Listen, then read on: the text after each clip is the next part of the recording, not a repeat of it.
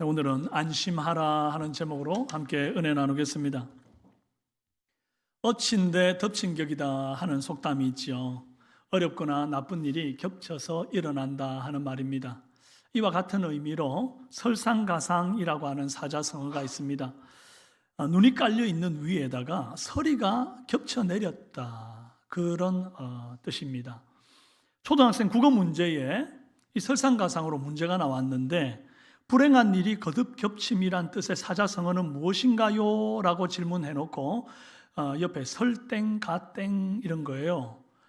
근데 참 순진한 아이들의 기상천외한 답변이 있어가지고 여러분들에게 보여드리려고요.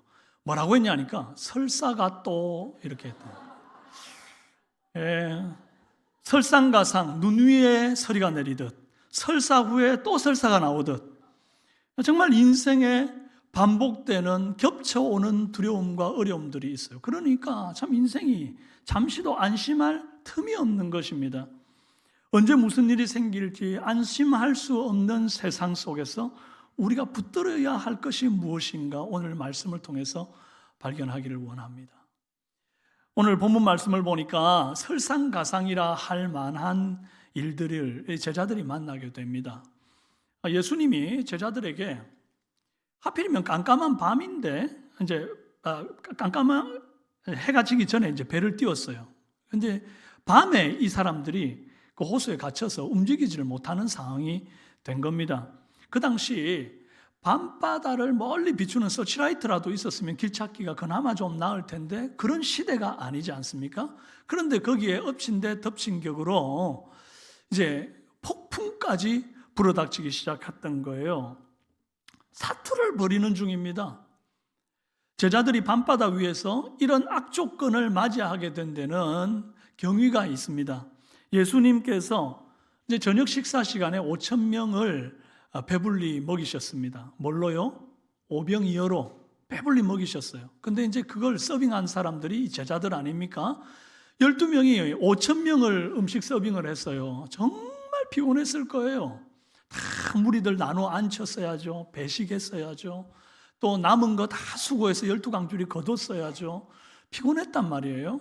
이제 좀 쉬었으면 좋겠는데 해질 무렵이 돼가지고는 예수님이 내가 무리들 다 돌려보내고 정리할 테니 너희들 빨리 건너편 벳세다로 가라, 그러면서 재촉을 하시는 겁니다. 오늘 본문 45절에 예수께서 즉시 제자들을 재촉하사 자기가 무리를 보내는 동안에 배 타고 앞서 건너편 벳세다로 가게 하시고 그랬습니다. 그럼 재촉했다는 말은 빨리 가라고 등 떠밀어서 보냈다는 거죠. 그래 놓고는 예수님은 제자들과 작별하신 후에 혼자 기도하기 위해 산으로 올라가셨습니다. 제자들은 너무 피곤하고 쉬고 싶은 저녁이니 이제 그 갈릴리 근처에 민박이라도 잡아 좀 쉬고 싶은데 예수님이 굳이 벳세다로 건너가라고 재촉을 하시니 어쩔 수 없어 순종하는 마음으로 배를 띄운 거예요. 오병이어 사건을 행한 곳이 어디인가 정확하게는 알 수 없지만 그 오병이어 기념교회라고 하는 곳이 타브가라고 하는 마을에 있습니다. 이제 여기에서 건너편 벳세다까지 가기가 8km 정도 걸려요. 갈릴리 호수는 어떻게 생겼고 이 타브가는 어디며 벳세다는 어딘가, 여러분들에게 제가 평생 잊을 수 없는 이스라엘 지도를 몸에 한번 그려드리려고 해요. 저를 한번 따라해 보세요. 침을 모으세요. 빨리요. 자, 다 같이 시작. 침을 모아요. 해보세요. 자, 그럼 여기에 물이 고였잖아요. 여기가 갈릴리 호수예요. 침 삼켜보세요. 그럼 꼬르륵 타고 내려가는 이 물줄기가 요단강이에요. 내려가면 물 많은 곳이 있잖아요. 거기가 사해라. 이해되셨죠? 이스라엘 지도 끝났어요. 자, 그러면 예수님 태어나신 예수님의 그 사역한 그 본고장 나사렛은 어딜까요? 태어나신 곳이 아니라 그 사역하신 본고장 나사렛은 어딜까요? 해보세요. 왼쪽 턱 밑에 점 찍으세요. 여기가 나사렛입니다. 여기 붙이면 안 되고 여기 턱 밑에 나사렛. 타브가는 왼쪽 입술 위를 찍어보세요. 하고 여기가 타브가예요. 오른쪽 입술 위에 점 찍어보세요. 여기가 벳세다예요. 여기서 여기까지가 8km예요. 자, 그럼 이제 지도로 다시 한번 보시겠습니다. 예, 지금 밑에 빨간 줄 그어 놓은 곳이 타브가고 그 왼쪽 입술이잖아요. 오른쪽 입술 위쪽이 지금 8km 적혀 있는 그곳이 벳세다예요. 확 이해가 되셨죠? 네. 갈릴리 호수는 동서가 13km, 남북이 21km, 최대 수심이 43m나 되는 곳입니다. 그래서 너무 큰 호수라서 이제 파도가 치는 그런 곳입니다. 그래서 바다라고도 부르는 곳이에요. 성경에 호수라고도 하고 바다라고도 불러요. 그래서 이 넓은 곳을 이렇게 횡단해서 간다는 게 참 만만치가 않습니다. 제자들은 예수께서 벳세다로 빨리 가라 재촉하셔가지고 순종해서 갔는데 폭풍을 만난 겁니다. 그것도 얼마나 심한 폭풍이었는지 48절에 밤 사경까지도 갈릴리 바다 한가운데서 힘겹게 노를 젓고 있었다고 기록하고 있어요. 이스라엘은 밤을 4등분해서 1경, 2경, 3경, 4경으로 나누는데 이 4경은 밤의 마지막 경점 새벽 4시부터 6시까지를 4경으로 봅니다. 자, 그렇다면 예수님이 지금 이 오병이어 기적으로 저녁을 먹이시고 난 다음에 아직 해지기 전에 제자들을 보냈어요. 한 저녁 7시쯤 해 떨어지기 전이라고 봅시다. 그럼 그때부터 밤 4경 새벽 4시라고 본다면 몇 시간이 흐른 거예요? 9시간이나 흐른 겁니다. 9시간. 그런데 아직까지도 벳세다에 도착을 못하고 계속 그 한가운데서 표류하고 있는 중인 거죠. 죽을 지경 아니겠습니까? 막 폭풍이 부니까 그 자그마한 쪽배가 막 요동을 치는 마치 바이킹 타듯이. 그러면 이제 다들 어부니까 멀미도 안 하겠다 이렇게 생각할지 모르겠는데 어부는 5명 있습니다. 누구예요? 베드로, 안드레, 야고보, 요한, 빌립 5명이에요. 나머지는 평생 이렇게 풍랑치는 배 위에서 7시간, 9시간 이렇게 있어 본 적이 없는 사람들이에요. 다 뭐 하고 있겠어요, 지금? 어제 저녁에 먹은 거 다 갑판에 꺼내놓고 지금 보고 있는 중이에요. 뭐 먹었죠? 알잖아요. 오병이어 먹었잖아요. 먹은 대로 나오는 거 아닙니까? 그럼 그거 그냥 꺼내놓은 것으로 끝나는 게 또 아닙니다. 제가 예전에 청소년 사역할 때 학생들이랑 이 놀이공원에 갔어요. 근데 까불까불한 중학교 2학년짜리 애가 하나 있었는데 걔가 겁도 없이 바이킹을 타겠다 그러더니 바이킹 제일 뒷자리가 제일 재밌지. 그러면서 뒷자리에 딱 가더라고요. 야, 이 녀석이 참 겁도 없네. 제일 뒤에 가면 이렇게 올라가거든요. 근데 이거 막 탈 때 재밌으니까 애들이 비명을 지르는 꺄꺄 이러는데 나중에 이 비명이 아주 커지면서 좋아서 지르는 비명 같지 않은 소리가 들리기 시작하는 거예요. 저는 이제 밑에서 그걸 보고 있었는데 그 꼭대기 올라갔을 때 그 까불이 녀석이 구토를 한 거예요. 그러면 이제 밑에 있던 사람들이 그걸 그대로 상상하기가 싫은 일들이 가는. 여러분, 그 풍랑이는 배 위에서 지금 제자들이 그 꼴이라 그 말이에요. 여러분, 우리가 그냥 너무 성경을 읽으면서 그래 풍랑이는 배 위에 있었구나. 제자들이 좀 힘들었겠구나. 이리 생각하는데 그게 아니다. 그 말씀 드리는 것. 엉망입니다. 엉망. 참 희한하죠. 예수님이 함께 그 배에 타지 않기는 했지만 그래도 예수님이 가라고 해서 순종해서 간 길인데 순풍이 불어야죠. 왜 태풍이 붑니까? 아니 고난 가운데 예수님은 보이지 않고 죽음의 사자가 코앞에서 알짱알짱거리고 있는 거예요. 이때 제자들 마음에 무슨 생각 들었을까요? 예수님 실수하셨다. 예수님의 앞니를 다 내다보는 하나님의 아들인 줄 알았는데 우리가 폭풍 이 가운데 이렇게 고통당하고 말이죠. 벳세다에 도착 못할 걸 모르셨나? 이번에는 틀림없이 예수님 실수하신 거야. 이런 생각을 아마 했을 거예요. 그런데 정말 예수님은 폭풍을 만날지 모르고 제자들을 재촉해서 보냈을까요? 그렇다고 그러면 예수님은 하나님 아들 아니에요. 당연히 폭풍 불 줄 알았습니다. 그렇다면 여기서 우리가 눈치채야 될 게 있어요. 폭풍이 불 줄 알면서도 일부러 재촉해서 폭풍 가운데 밀어 넣으신 이유가 뭐냐? 제자들에게 뭔가 한 수 가르쳐 주시는 게 있기 때문인 거예요. 그러면 그 뭔가가 뭡니까? 첫째로 내 눈에 안 보여도 항상 지켜보신다는 것을 깨닫게 하기 위함이에요. 읽어봅시다.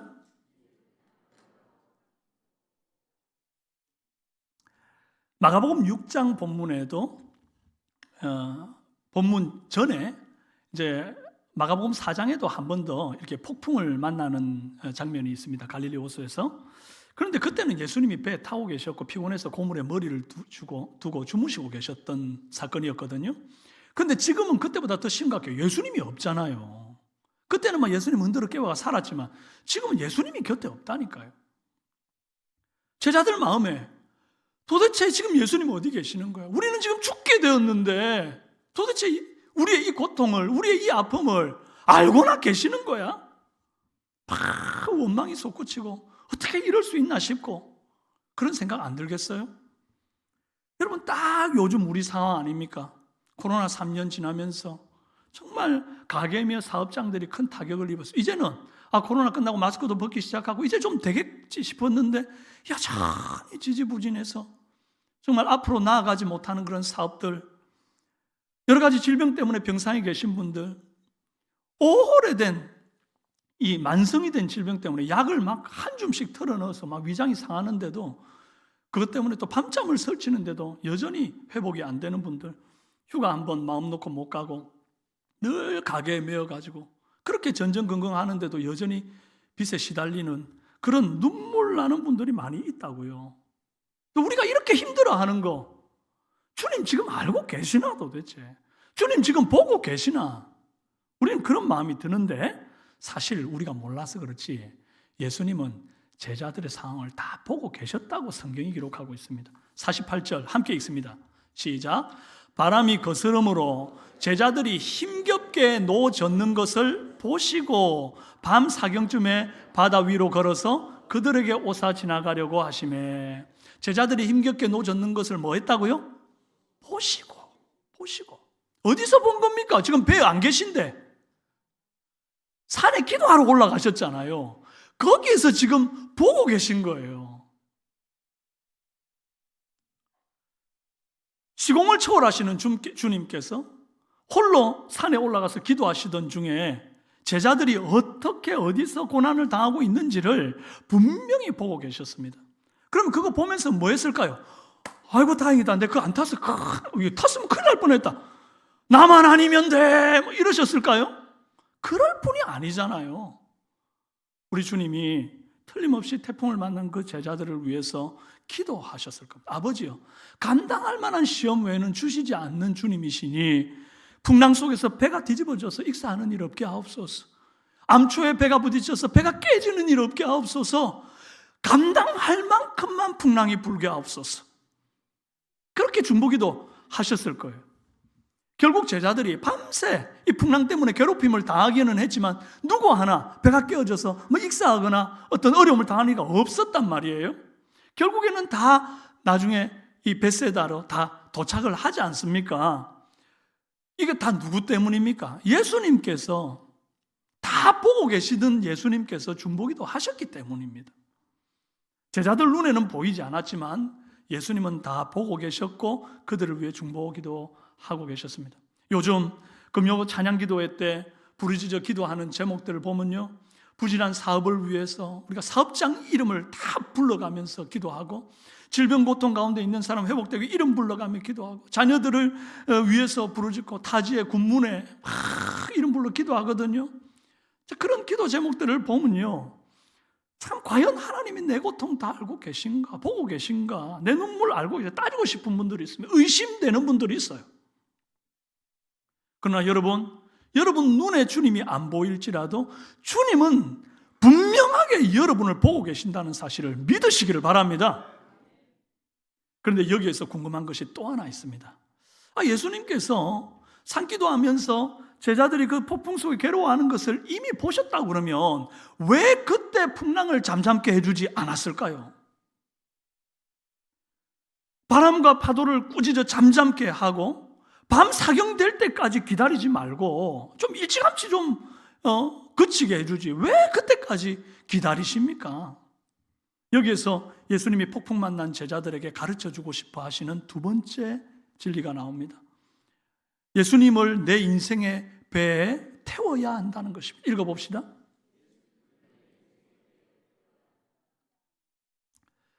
원래 산단데 저기 지금 한 달로 지금 오타가 난 것 같아요.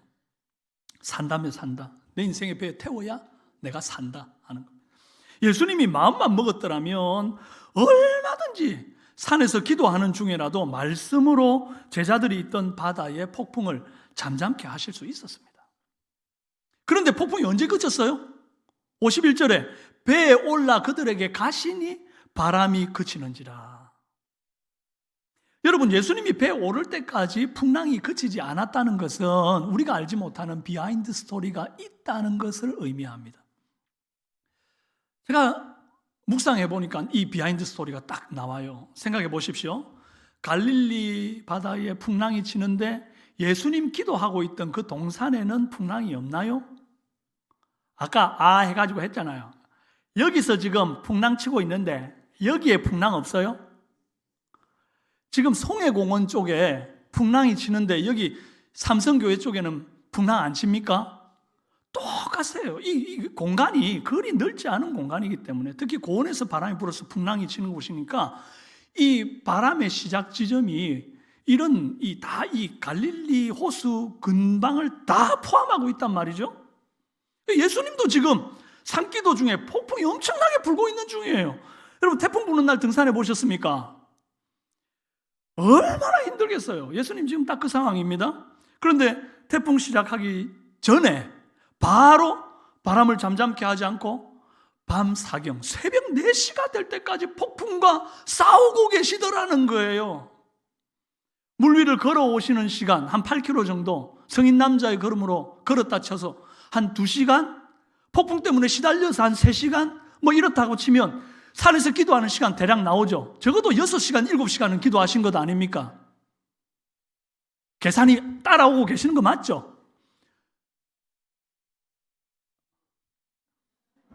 7시에 배 탔고 밤 사경 새벽 4시니까 물 위를 걸어오기 시작한 시간 빼도 산기도한 시간이 적어도 6, 7시간 아닙니까?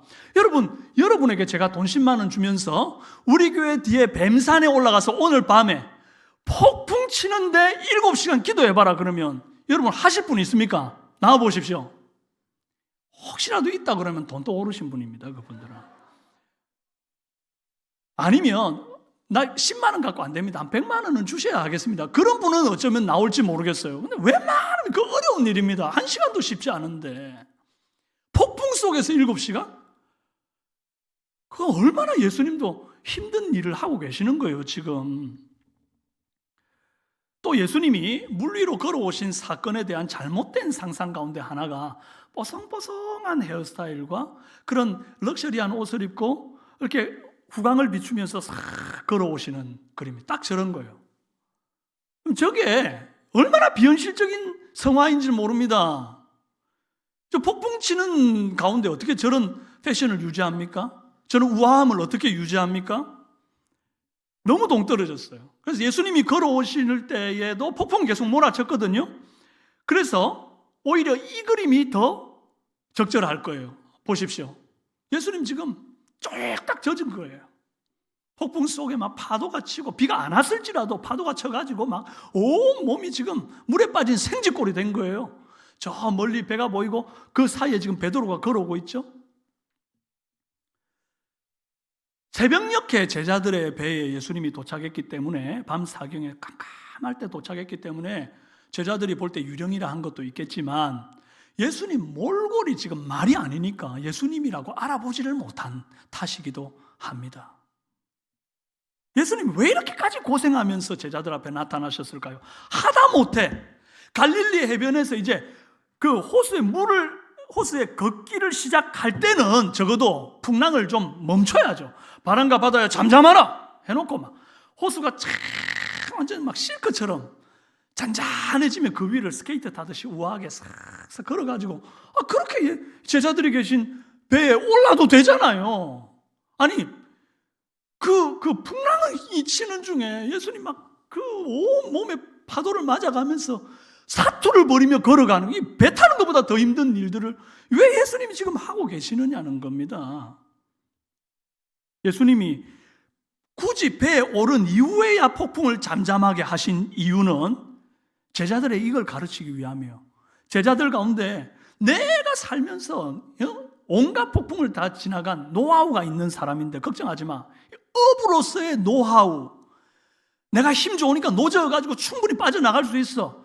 그 노젓는 어떤 힘, 그거 의지하는 거, 그것들이 더 이상 아무 소용없음을 깨달을 때까지 폭풍이 친 거예요. 전혀 앞으로 나아가지 못하는 상태. 내 노하우도 안 되고 내 노력도 안 되는 상태. 그래서 이제는 정말 죽게 되었구나 라는 지경에 이른 데까지가 새벽 4시라고 저는 생각합니다. 더 이상 인간적인 노력으로 불가능할 때 그때 예수님께서 다가오신 거예요. 네 힘으로 해보니 되더냐? 물으시는 거죠. 사람들은 다들 자기 인생의 배에 누군가를 막 태워요. 가족들을 태우고 똘똘 뭉쳐야 산다고 말하는 사람도 있습니다.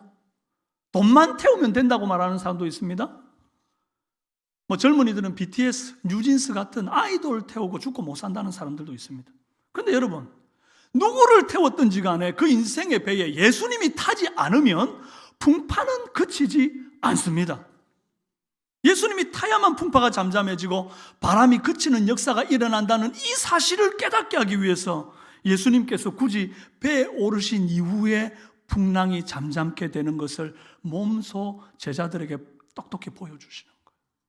제자들이 더 이상 내 힘으로는 안 되겠구나. 예수님 어디 계신 거예요? 예수님 와주세요. 다 포기하고 내려놓을 때 드디어 예수님이 나타나시는 거예요.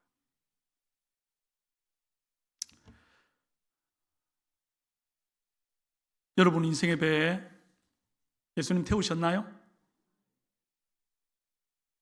앞으로 남은 인생 예수님과 한 배 타고 끝까지 항해하실 분들만 큰 소리로 아멘! 할렐루야! 자, 예수님이 폭풍을 만난 제자들에게 가르치고 싶었던 세 번째가 있습니다. 예수님만 바라봐야 산다 하는 것입니다. 읽어봅시다.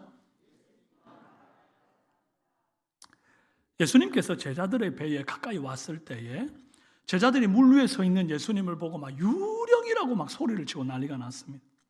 49절에 제자들이 그가 바다 위로 걸어오심을 보고 유령인가 하여 소리 지르니 그들이 다 예수를 보고 놀람이라. 이에 예수께서 곧 그들에게 말씀하여 이르시되 안심하라 내니 두려워하지 말라 하시고, 오늘 본문과 똑같은 사건이 기록되어 있는 마태복음 14장 27절에도 이렇게 기록되어 있습니다. 예수께서 즉시 이르시되 안심하라 나니 두려워하지 말라. 마가복음에는 곧 이르시되, 마태복음에는 즉시 이르시되 이래요. 저는 이 대목에서 큰 은혜를 받습니다.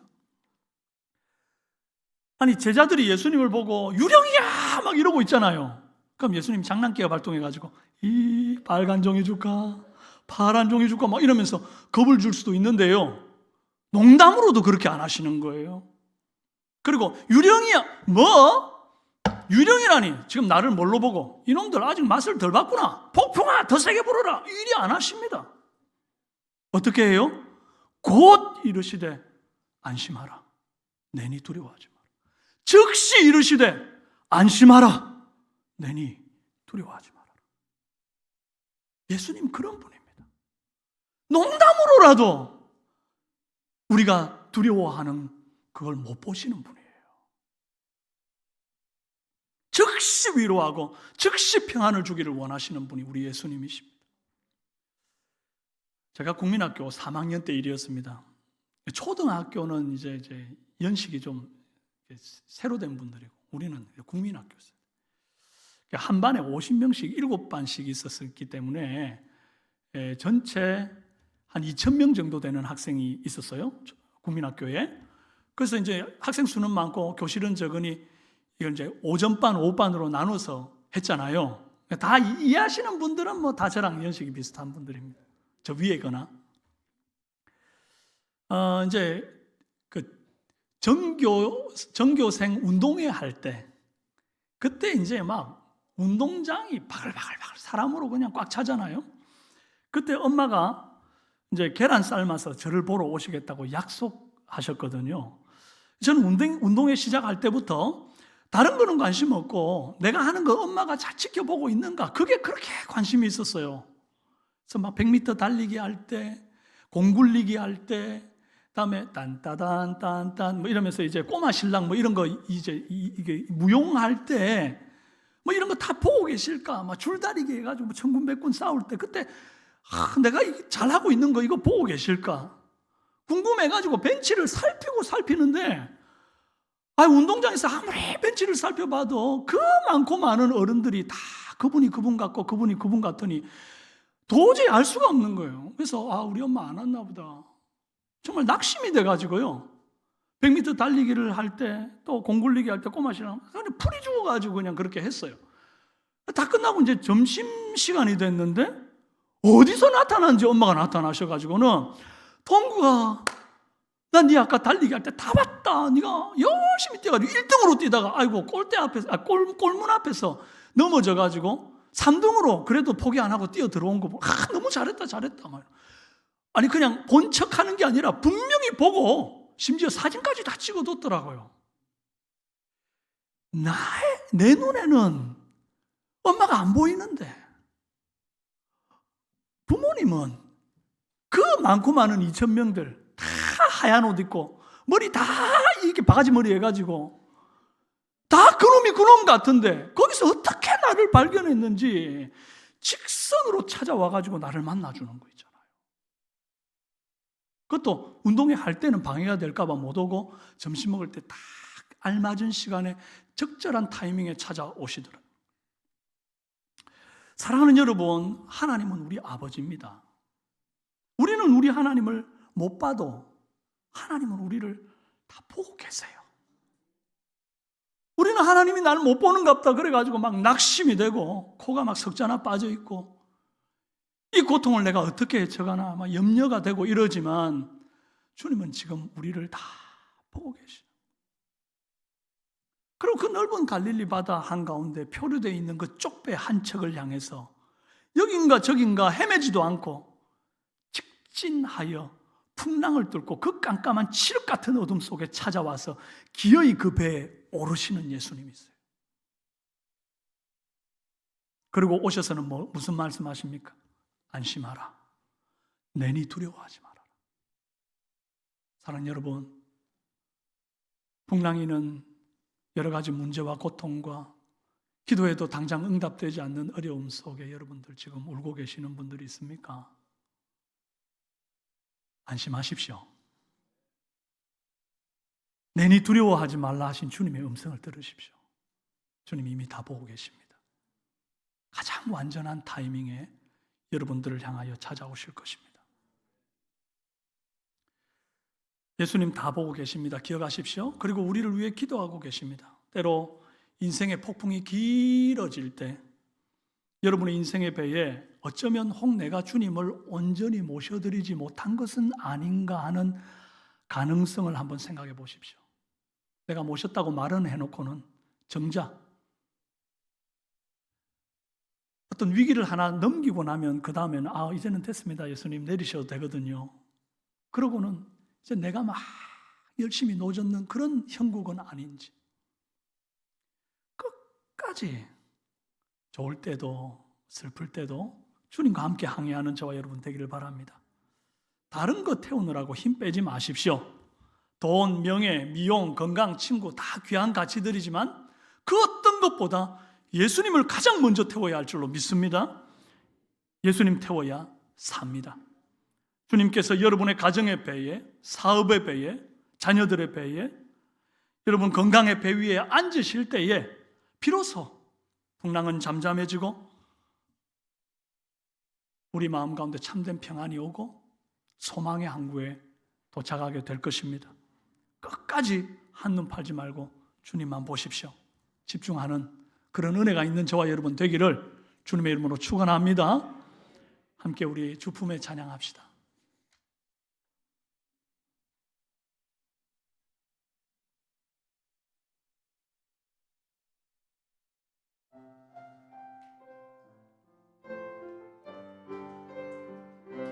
주품에 품으소서. 주품에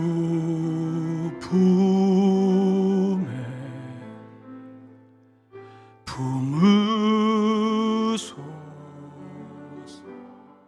능력의 팔로 능력에 발로 덮으소서. 거친 파도 날 향해 와도 주와 함께 날아오르리.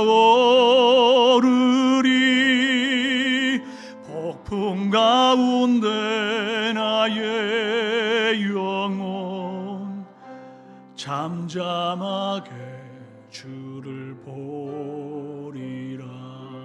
주님 안에 나 거하리. 주님 안에 나 거하리.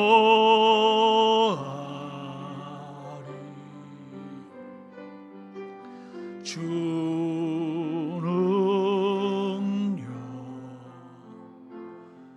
나 잠잠히 거친 파도 날 향해 와도 주와 함께 날아오르리. 폭풍 가운데 나의 영혼 잠잠하게 우리 두 손 들고 고백합시다. 거친 파도 날 향해 와도 거친 파도 날 향해 와도 주와 함께 날아오르리. 폭풍 가운데 나의 영혼 잠잠하게 주를 보리라. 이 시간 우리 함께 한번 기도하십시다. 사랑하는 여러분 인생에 정말 내 힘으로 아무리 노를 저어도 조금도 앞으로 나아가지 못하는 것 같은 고통과 어려움과 시련이 닥친 것이 있습니까? 어쩜 이렇게 폭풍이 치는데도 예수님 몰라주는지, 기도해도 응답이 없는지 이럴 수 있습니까 싶은 그런 원망과 탄식이 터져나오는 일들이 있습니까? 여러분, 그러나 믿으십시오. 주님이 다 보고 계십니다. 그리고 기어코 우리를 향하여 찾아오셔서 우리를 위하여 중보하시고 찾아오셔서 우리의 인생의 배에 오르실 때에 비로소 그 모든 폭풍이 잠잠게 될 것입니다. 혹 내가 아직까지 주님이 나를 보고 있다는 것을 믿지 못하고 자꾸만 의심하며 염려하는 것은 아닙니까?